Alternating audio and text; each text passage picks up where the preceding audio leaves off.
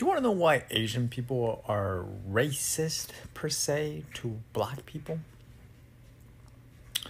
I'm gonna try my best to explain it in a way where you can understand it.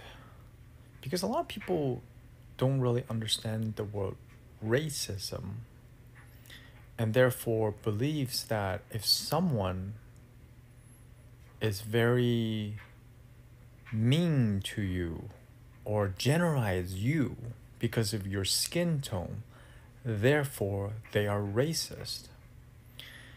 And yes, a racist person would do that, but that is not racism. The main difference between Asian people are racist against black people is that most Asian people are generally afraid of a certain type and certain group of African Americans, specifically living in US. Why? Because there's a racist system in United States of America. We've been suppressing certain people with certain skin tone for generations and generations and still here. You create a world where people don't have jobs, where they don't have livelihood, they can't live, they can't own land, they can't make a living. And what do they have to end up doing? What we all do to survive. To do those things to survive. To steal, to rob, to gamble, to do these things to make us bad. And yes, there is a stereotype. There's a generalization of that. And I think a lot of people take that as, oh, Asian people are really racist against black people. Do you know why Asian people live with black people? Have you ever seen an old map of any cities, major cities in US? They have an area called the ghetto. If you look at the same map now, that ghetto, you know what's it called? Chinatown. Because for folks who didn't know this, there's only a certain type of people allowed to own land. It doesn't matter where you live. Even if you own land, they won't give you loans. They won't give you those HOA permission to live those area. And for a very long time, Asian Americans lived in the United States among with other people from around the world. Anyways, all I'm saying is, I think a lot of us have this hatred because certain people have stereotype you to a certain way. You're like, therefore all those people from that group is like that. My friend, if there's one thing I've learned in my own personal life is I've met the most racist white people ever. At the same time, I've met the kindest, most loving white people ever. It's not their skin tone. But yes, there's a system, an education system that keeps brainwashing the younger generation to be that way. And we have to be conscious of that and stop that. Because we need love, not... Good morning, good evening, and good afternoon, Africans. I hope you're faring well where you are. You see, when I was a young child, I used to love Korean movies. I used to love Chinese movies. I used to love their literature. That is what really I liked the most. But one thing is there that I never understood. I never understood that these people were not real behind the camera. They were characters. A character is somebody who follows a script. A character is someone with whom he does not work with his own mind, with his own art. He works by the mind and the heart that has been given to him through a writing or through practice. The practice is called acting. When you are told to act that you are kind, you'll become kind. But kindness is not part of you. It's just something that you portray, but it's not inside. Which brings me to the question, what really matters, the heart or the brain? which one really matters? Is it the brain that makes the money or the heart that lends the money? A good question to ponder. When black people like myself who liked their movies went there, we were not treated as well as maybe they were portraying on the TV. We were not treated well as we thought. You know, when you're a child, you believe and you see things in a colorful way. That's the mind of a child, always beautiful and always so big. Koreans with whom I liked were mistreating a fellow person who looked like me. I came to realize if it can be done to her, it can also be done to me. You should learn from someone else's experience. You should not downplay it. In fact, you should regard it more. Let it happen that it is by coincidence you never experienced the negative things that they did experience over there. Well, I just had a lot of thoughts about this video and I thought of sharing it with you. Let's listen to it. I shall get back by the end of the video, of course, where we shall also have a deep critical analysis. Alongside Jungle Asian, I've also been called dirty, Asian slave, monkey, if not Tarzan, ABG, or hood Asians by East Asians who are mostly from developed Asian countries such as Japan, China, Korea, and such. All because I do not fit their beauty standards, whereas I have brown skin, or what we call morena, I have a wider, bigger nose, and fuller lips. So basically, it is a mix of colorism and racism within one race. If you haven't seen Reen's original video, please go watch it first and watch the subsequent video she posted after that in the comments of that video because she makes a lot of really good points. And then come back because I want to talk about colorism and racism within the Asian community. Watching Reen's video got me thinking about my first girlfriend when I was 7 years old from church. I went to a Korean church, so the majority of the congregation was Korean. She was Korean, I was Korean. She was a year older than me, but it was very innocent. We used to mostly just hold hands and hang out underneath the weeping willow tree that was in the yard of the church. K-pop, Tim Hwang's father was our pastor. That has nothing to do with the story, but one day I found her under the weeping willow tree after Sunday school crying. And when I asked her what had happened, she told me that one of the Korean adults made fun of her for her skin being dark as dirt. At the age of 7 years old, I didn't have the life experiences to be able to tell her at the time that that woman was just projecting her own insecurities onto a poor 8-year-old girl. Now, fast forward a few years, I'm 11 years old, and my best friend at the time is Vietnamese, and his family invites me over for dinner, and they serve this dish called Tiet Kan, which is a pudding made out of raw pork blood. Admittingly, at the time, I was too chicken shit to try the dish, and then the next day when I went to church, at this point we had changed churches, but it was still an all-Korean church, I had told a couple of my friends about this dish, at which point they made fun of me for being friends with dirty Asians. And that was the first time that I was exposed to the elitism within the Asian community based off of colorism and possibly the fact that some of the Asian countries were less developed than the other East Asian ones. And it's so stupid that instead of banding together, we're separating each other. I don't know who needs to hear this, but this number includes all Asians, East Asians, South Asians, because racists don't see a difference. They think that none of us belong here. And it makes even less sense because Asians are literally the global majority. This number includes all of us, East, Southeast, and South Asians. Do you know what kind of impact we can have on this number if we all work together to watch each other's backs? And outside of the Asian community on a more global scale, if all of us BIPOC people can work together, do you know how much impact we can have on fighting racism? We all need to stop doing the crabs at the bottom of the barrel thing where we're all just fighting to not be in last place, because if we work together, we could all get out of the barrel. Look, being born an East Asian man, I know that I'm afforded some privileges in this country that a lot of people don't have, which is why I spend my spare time uplifting the Asian community, telling our stories, because love. I think anybody who's willing to be honest with themselves and has spent significant time in any anime space, either online or in person, I think they can verify that the anime community can be pretty racist. And that's not just coming from like black cosplayers getting comments like, oh, this character isn't black. But even within the representations of black or darker skinned people in anime. For example, this, whatever the fuck this is, this, the list goes on. That's not to say there's no good depictions of black people in anime. This little grid was online with some depictions of darker skinned anime characters that were done well. But unfortunately, the majority of them are still pretty bad.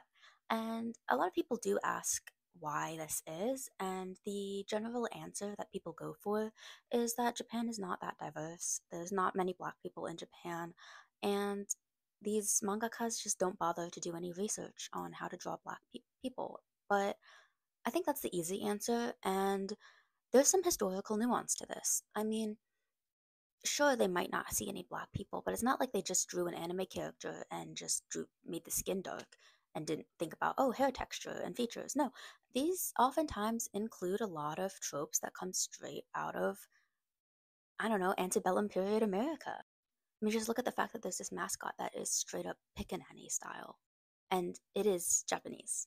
So I think part of the reason you see that kind of like the outline with the lips and like the no eyebrows, that kind of thing, comes from the way that Japan was exposed to black people. And it did not start with World War II. Um, Japan had ongoing trade with Portugal for a great period of time before they would trade with any other Westerners.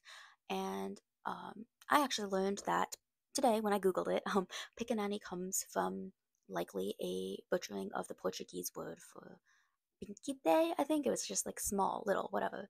And so the importation of those style of products to Japan did occur, and especially occurred in the mid to late 1800s when Commodore Matthew Perry from America broke down Japan and was like, hey, I demand trade.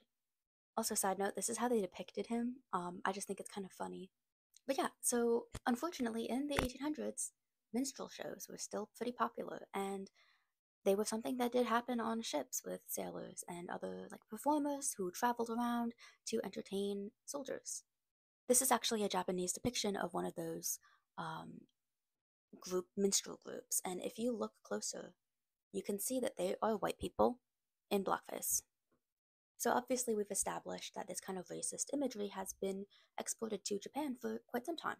And on top of that, there were certain Western intellectual ideas that Japan embraced during the Meiji Restoration era. They were trying to modernize, and then they thought modernization meant Westernization. So they took a lot of Western ideas and technologies and applied them to their own context. One of those was social Darwinism. They did a little special take on it where they had Japan at the top, and but it was still this idea of race. And obviously, race is something that is man made. And, like, just look at the way Japan treated other Asians. They didn't think, oh, Asians, we're all Asian, Asian unity. They're like, Japan special, we're at the top. But with social Darwinism, it obviously comes the idea that white men are up here and black men are down here. And so America has been pretty, I don't know if I'd say, I don't want to say responsible because that sounds like I'm excusing Japan on this, but they have encouraged the spread of racial hierarchies that, you know, even if Japan takes it and says, oh, if white men are at the top and black men are at the bottom, Japanese men are above white men, it's still, exporting that idea. And you can really see that in the wake of World War II. So after Japanese surrendered, there were a lot of like comfort women, prostitutes, just people who were either destitute and just had to do whatever they could to get by. And the Japanese government at the time, whatever group that they formed after the emperor surrendered, they formed this commission for the Western recreation of um, American soldiers, and they were scared that these American soldiers would come and assault the pure Japanese women, and so they had a group of women that they already viewed as tainted, who were either comfort women, prostitutes, or poor women, and they would designate them to be the sexual service for American soldiers. But even within that, there was a racial divide. If a Japanese woman serviced a black man, she was then no longer allowed to service a white man. That's how the American military wanted it. They did not like that racial mixing. And that's also kind of why I hate when people say, oh, it's not all about race. Why do black people try to find a problem in everything? Like, it is about race. I mean, my mom can remember when desegregation happened in schools. Like, the the prevalence and just the deep rootedness of anti Blackness and the way it has been exported all around the world is very real and very harmful. And trying to pretend like that's not the reality that we live in, that's just burying your head in the sand. And so this is just kind of going to try to give some depth to the questions about like why there are this type of visual trope and um, yeah, racist depictions in Japanese media. And I think that this kind of framework can be applied to a lot of different Asian countries who, frankly, are oftentimes don't deal with very many citizens that are not of their specific ethnic group or racially Asian. And so when they do see these outsiders or foreigners or whatever, they're drawing upon what they do know, and a lot of it does come from racism. The thing that y'all are not getting through your dense little heads here is that you can and you should criticize people for doing bad things, but that means you also have to be able to turn the lens back on yourself. Yes, what China is doing is terrible, and every other country does terrible things too. I live in the US, so just think about the amount of gun violence, school shootings, the number of ICE detainees that we have, the number of bombs we drop on other countries every day. Being willing to justify and rationalize your own actions without being able to give that same grace to others is literally the problem. That's what I'm talking about. You don't have any moral high ground unless you're actively doing things to dismantle. Tired of Black people using the race card. I just want to say that obviously not every single Asian agrees with her or thinks that way, and I think stuff like this sets communities back. So here are some quick reminders that will set things into perspective. Black people did not drop nuclear bombs on Hiroshima and Nagasaki. Black people did not drop Agent Orange in Vietnam. Black people did not put Asian people in concentration camps. Black people did not sign off on the Chinese Exclusion Act. As a minority in America, I'm very thankful for the Black community for their sacrifices they have made for pushing the civil rights for minorities. I am not an expert in politics or social policies. I'm just a tech bro software engineer, but I do think that this is a prime example of why education on minority issues such as slavery and systemic racism should be taught more in depth in classes. I think another problem is that education around American slavery and its impacts isn't really taught around the world. So I just want to emphasize one more time that education around minority issues needs a revamp, not just in the United States, but also around the world. Because the current education around this stuff is evidently not working, because there's people in power who believe that slavery benefited Black people, which is insane.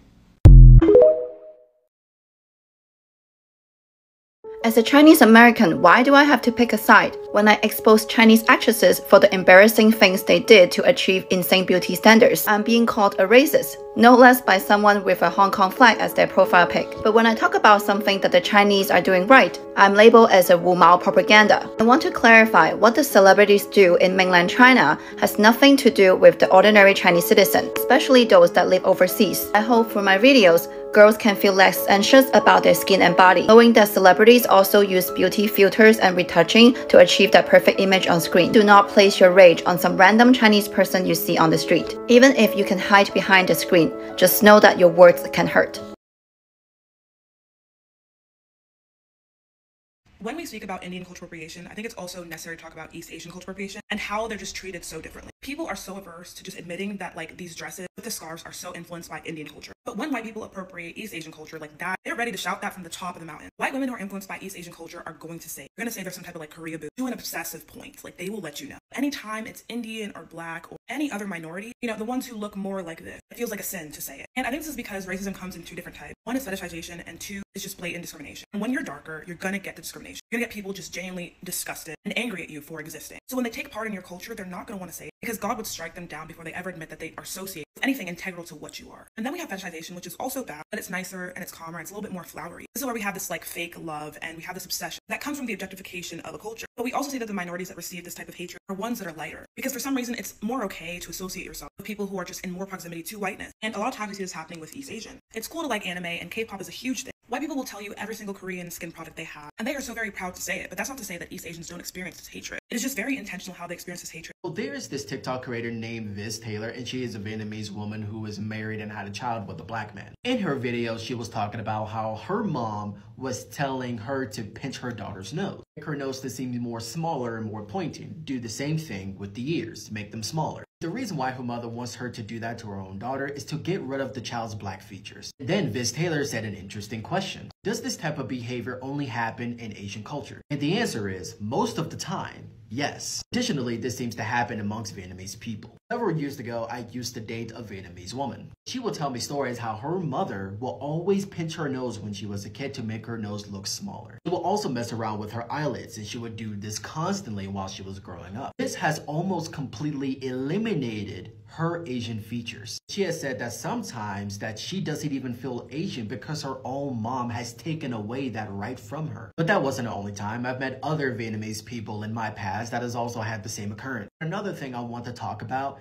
is that there are a lot of Asian people who pride themselves with being in interracial relationships, with majority of them being in a white and Asian relationship. But what a lot of Asian people do not understand is that they can only be in an interracial relationship under certain conditions. One, it has to be another Asian person with the same ethnicity. Two, has to be the same skin tone or brighter. Three, has to be a white person. If it was another person with darker skin complexion, that and or a black person, that can never happen most of the time. Obviously, there are Asian people, especially in the older generation, who are accepting of this. However, most of the time, it is not the case. Most of the time, when an Asian person is dating a black person, you will not get the same acceptance as that same Asian person dating a white person. That mainly stems from the older generation. I want to make that perfectly clear. It is very different when it comes to the younger and new generation of Asian people. However, every progress comes with a setback. Unfortunately, a lot of Asian people in the newer generation are not racist, but self-hating. When it comes to black people, though, we are very accepting because we understand that we have a historical and cultural connections with Asian people. If you're an Asian person, especially you're mixed with black, we welcome you in our communities, in our culture, in our family. In fact, a lot of black people actually like Asian people, but a lot of Asian people do not like us. Obviously, the love is incredibly one-sided. Viz Taylor also said in a video that when she had the baby, her own mother said, "Do you think the baby is going to turn out dark?" That pissed off Taylor. Also, when Taylor was a young girl in Vietnam, her skin tone was very tan. The point is, if you're going to be in an interracial relationship, it is best to acknowledge that there are going to be severe advantages and disadvantages. If you are dating a white person, obviously your family is going to accept. However, you are Asian and you are dating a black person, do not expect the same thing as with dating a white person. I even had multiple interactions with Asian people who have dated a black person, especially Asian women dating a black man, and they have been in the happiest of relationships. These relationships, they found a lot of understanding, love, and culture, especially when it comes to experiences, which is fantastic. I knew this. If there was one other race that black people can get along with 100% of the time, that would be Asian people. However, they discontinued these relationships because their parents, their older generation in the family, completely disacknowledges and reject this relationship. A lot of them get into a relationship with a white person, and even though there is love there for them, I think, there are multiple things they couldn't receive in their new relationships like culture, experiences, and history. There's a massive disconnect, but some of them try to force it to make it work because it's what their family approves of. However, there's still a lot of Asian people who still stick with their black partners, make it work, have children, get married, and have the greatest relationships I have ever seen. Some Asian family members come around and become accepted, while the rest of them is like absolutely not, and some of them even go as far as to cut their own children off. Obviously, when it comes to black and Asian relationships, it can be one of the strongest connections between POC and black people. However, until Asian people in general, because not all of them are like this, until they significantly reduce their obsession over whiteness and hold over white supremacy, that and superiority and other beauty standards, and self-hatred, then the connection of black and Asian people will never reach to its fullest potential. That's why I'm more accepting for black and Asian relationships, because there's culture, history, and experiences behind this. It makes it more meaningful. However, not to disregard, there's also definitely fetishization between the two amongst some people. In most cases, it's quite all right. Anyways, Taylor, congratulations on your new baby, and hopefully your family could be one of those few who come around, but only time will tell. I saw a lot of comments like this and I picked yours because it had the most likes. The reason I left out like Japan and other East Asian countries, even though a lot of them also hate immigrants, is because they don't really hate immigrants the same way Europeans do. For example, when Australians march and say they don't want immigrants in their country, what they really mean is that they don't want brown immigrants in their country, right? Because if like 30,000 Germans and Englishmen immigrated to Australia and then 100 Indians immigrated, they would complain and say, oh, the country's overrun by Indians, right? It's the Indians that are the problem, not the people coming up from Europe. Where in Japan, they don't want anyone from anywhere else coming at all, right? Like, a lot of people think when Japanese people say they don't want immigrants, they're thinking of brown people. Most of the time, they're talking about, like, Chinese immigrants. They don't want, like, their population to be, like, secretly, like, 70% Chinese. Another reason I kind of left out Japan is because they're not really having, like, a jobs and a housing crisis. Actually, Japan has, like, plenty of homes available to buy. The problem is that their work culture sucks, and nobody wants to have kids, so their population is decreasing, and they have an aging population. Majority of the Asian business community is extremely exploitative and racist towards black people. Okay, let's address this. My initial reaction to this was one of defensiveness and anger, and I'm sure many of you guys felt the same. But we should not disregard some very valid points that this creator makes. We do have a problem with anti-blackness and colorism within our community. We see that with the discord between ethnic groups within our own community, and that translates out to how some of us treat people with darker skin outside of our community as well. Obviously, it's not all of us because we're not a racial monolith, but I have seen it, and I know you have seen it too. I think we tend to tense up when we hear other people calling out our community for racial prejudice. It's natural to feel defensive because the majority of us are not actively trying to hurt other people. But I think we have to understand that as human beings, we all have some sort of racial prejudice towards others. We're born into a racist society. We have had racist stereotypes hammered into us since birth. But we really need to make a good effort to listen, because if we don't listen, we can't be better for our own community and we can't be better allies. I have more to say in part 2.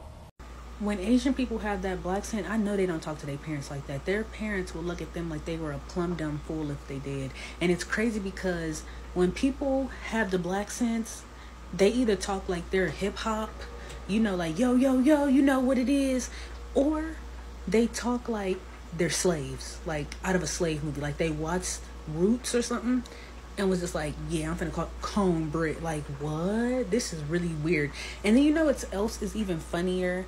Somebody else was talking about some white girls that be from the hood, or the hood aesthetic white girls be. They don't open their eyes and stuff, they look mean. But I think it's because they think that black women look like that. Because, you know, like, our appearance, how we dictate our words and stuff like that is kind of like aggressive and rude, or whatever the case may be, to other people that really just not in the club. I think they be, because they think that's how we look. Oh my God. Let's have the conversation that people love to sidestep, because anti-blackness does not just come from white folks, and it for sure did not just appear out of nowhere. And if we're serious about solidarity, we have to trace where it actually started. Now, first thing, this is not about all Asian communities. That's lazy, and I am not lazy.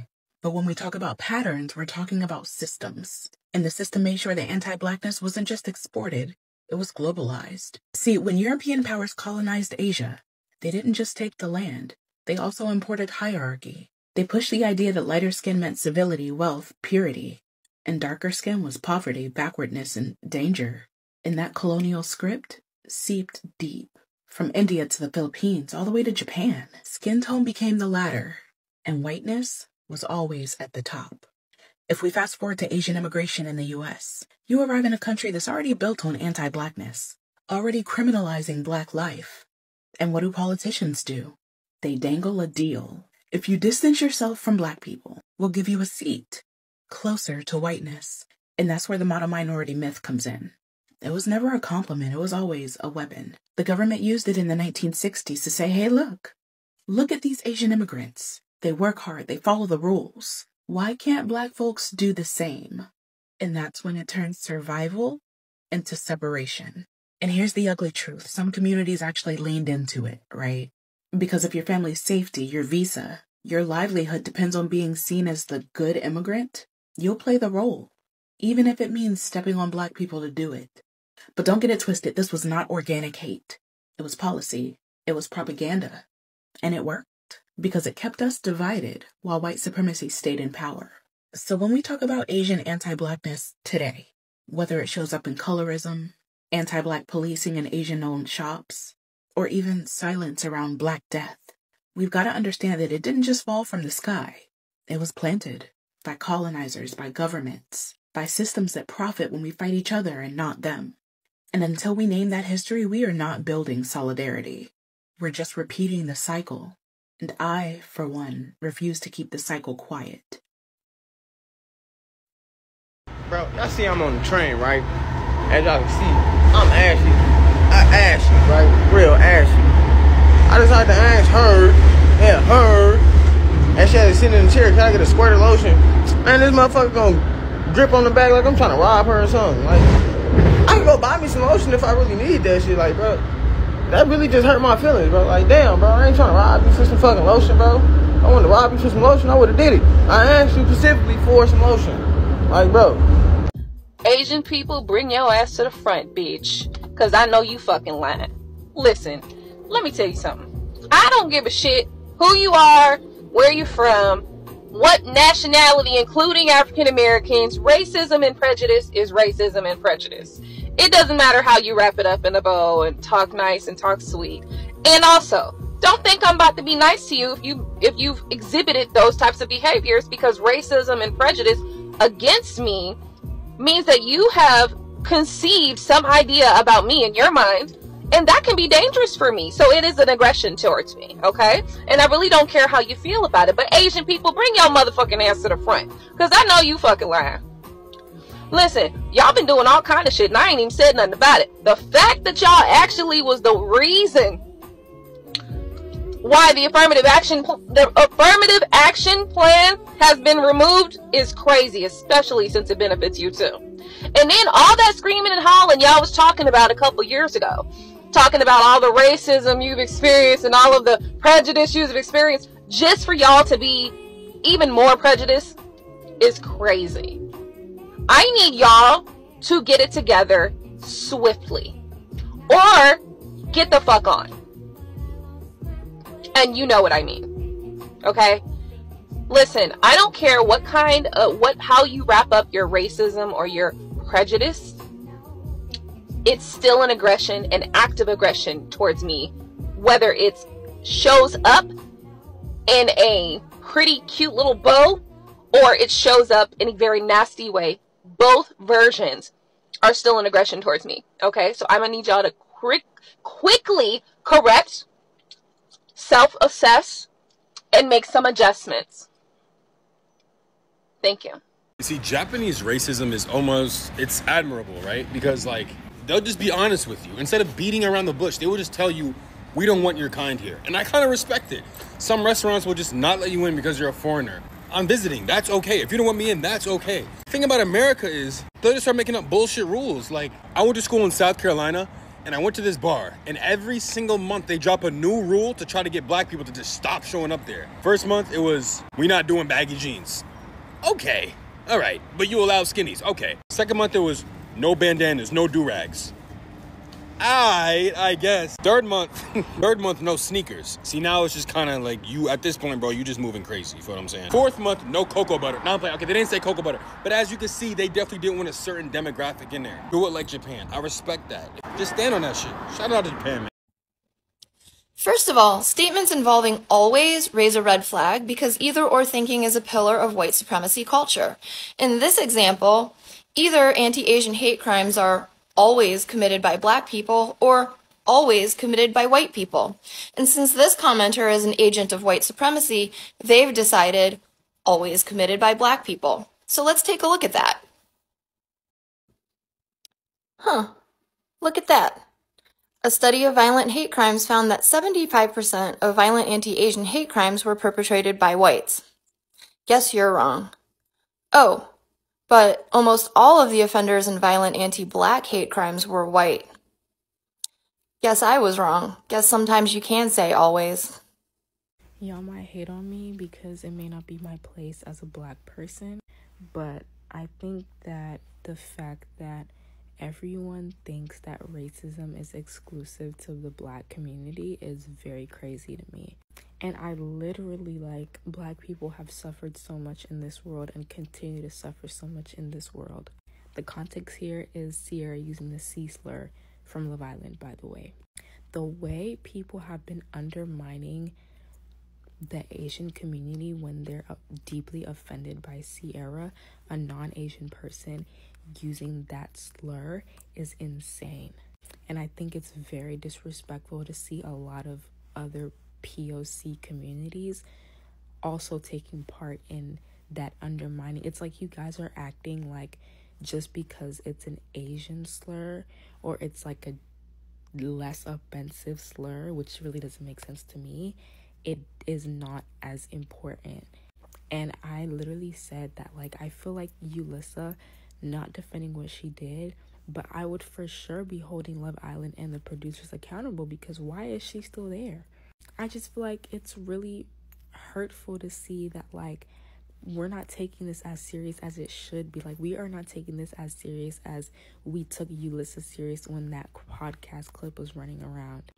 They say that east or west, home is the best. And the person who said that had a lot in mind to share that truth. You see what happens. Africa, America, be it you are from Australia, be it you are from Asia, right? There's an image that is presented in the media, and the media is number one, I believe, so in corrupting the minds of young people, in painting a certain image that's not there, you know. I think psychologists call it toxic positivity. You're always seeing things which are good. You're always forced to believe these people are good. You are forced to believe they are beautiful. You ain't beautiful. So slowly by slowly, they start diving into your mind. And when things when things are starting to get dumped on your mind, it becomes your reality. When you take too much of sugar, you have obesity, right? When you consume too much of a particular kind of content, you start thinking in that line of content, you know. When you start smoking, you think of smoking, or rather you start walking with people who smoke, because birds of the same feathers flock together, right? And that's the reality of human beings. That's the reality of human beings. Once you are exposed to something, it desensitizes you and you become one with it. And now for many, many times, we've been made and they have been made. We've been made and them also have been made to believe that black people are inferior. The media portrays black people as gangsters, people with whom don't know peace. Where they are, there's conflict. But there's a lot of nonsense and a lot of falsehood and a lot of lies, you know. Black people are people with whom are peaceful. Blacks are peaceful. Blacks that I know are peaceful. Blacks, I'm speaking on a relative term. Blacks are peaceful, you know. Black people are beautiful. One of the best people in the world in terms of beauty is black people, you know. Even these people, when they are trying to tell us that we are not beautiful, they even go against the laws that were there before, which says, for instance, beauty lies in the eyes of the beholder. What happened to that? All of a sudden, you have to look a certain way, like a certain kind of person in a certain country to be beautiful. You need to do this and that to be morally accepted, not just morally accepted, to be accepted. There's too much conditions for the black person in this world. There's too much. It's not easy to live in this world, especially outside Africa. For a black person, it's really not easy. Even I myself, when I think of traveling to a place, I remind myself, is it really worth it, what I am going to experience over there? Believe me, up to date, if I want to go to a country that I know we don't have many black people, I have a lot in question. So much in question. But hopefully, things will become easier for black people. For South Korea, they have portrayed an image by the K-pop that they are good, and they have portrayed a certain standard. They have used some kind of, they've taken African American culture or the Black American culture into it, The K-pop is borrowing heavily from hip-hop. Hip-hop is a genre of black music, you know. And so they take the black music, but they don't want the blackness that comes with it, you know. There's something I always tell. I say this a lot. You see, if you don't want me, anything that I have, don't want also. Leave it. Just don't take it. Because it will be hypocrisy if you want what I want, you want what I have, but you don't want me. If you don't want me, leave my things. But for black people, we've invented things, we've done a lot of things, but those things are taken, we are not accepted. It's really hard for the black person. And that's why I insist on this. East or West, home is the best. You don't need to go there. You don't need to go. Whatever the media is telling you and you want to believe, kindly don't. Today we are living in a situation where we have YouTube, we have TikTok, we have Instagram, we have Vimeo. Many of them, people have become independent journalists. Truth is being told as raw as it is. No censoring as it used to be in the past. No selective honesty that is being shared. The truth is being told as it is in general. Yeah. And guys, I hope that you've gained value from watching this video. And if you've gained value, subscribe. It really helps me bring better content to you. And see you in the next one. Stay positive.